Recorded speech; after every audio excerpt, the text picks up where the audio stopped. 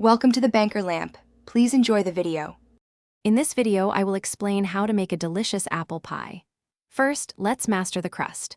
Combine 2 1/2 cups of flour with a pinch of salt and 1 cup of cold, cubed butter.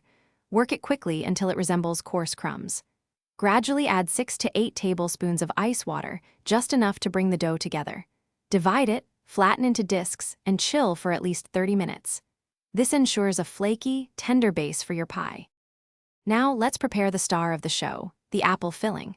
You'll need 6 to 8 medium baking apples like Granny Smith or Honeycrisp. Peel, core, and slice them about 1/4 inch thick.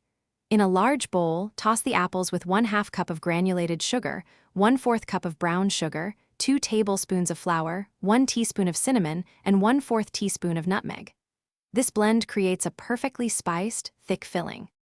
With your crust and filling ready, it's time to assemble. Roll out 1 chilled dough disc to a 12-inch circle and gently place it into a 9-inch pie plate. Trim any excess, leaving about 1/2 inch overhang. Pour in your spiced apple filling, mounding it slightly in the center. For the top, you can create a beautiful lattice or simply place the second rolled-out disc over the apples. Crimp the edges to seal. The final step is baking your masterpiece. Preheat your oven to 425 degrees Fahrenheit.